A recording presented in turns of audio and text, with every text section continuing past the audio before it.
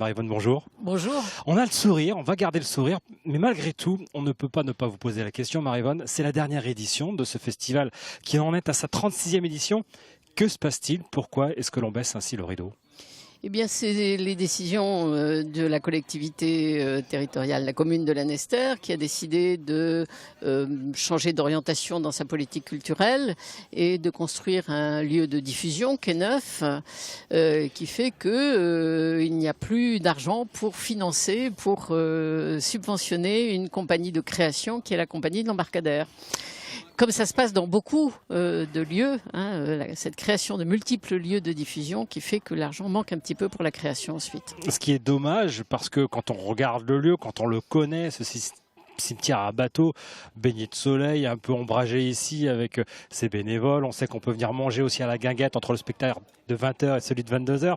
C'était un lieu de vulgarisation, de popularisation du théâtre. Oui, la compagnie a fait plus de 50 créations au cours de son existence. Ce festival a présenté chaque année 7 ou 8 spectacles différents, très variés, très divers, de grande qualité, ouverts à tous, grâce en particulier au Pass Festival qui permettait à tous d'accéder au festival. Et ça, c'était une ligne directrice de la compagnie très importante. Et c'est-à-dire que c'est la fin du festival, vraiment? Alors, nous ne sommes pas maîtres des décisions concernant le festival, nous sommes maîtres simplement des décisions concernant l'association de l'Embarcadère. C'est la dernière édition organisée par la compagnie de l'Embarcadère.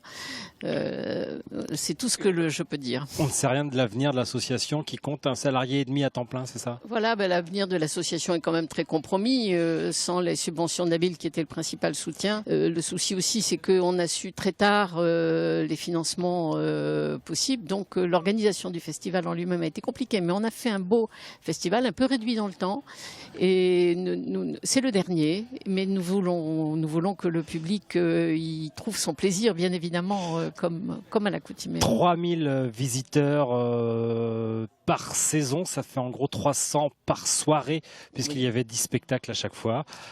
C'est beaucoup, et surtout les dernières années, ce festival commençait vraiment à être connu et le nombre de spectateurs n'a cessé d'augmenter au fil des années et au fil du temps, oui.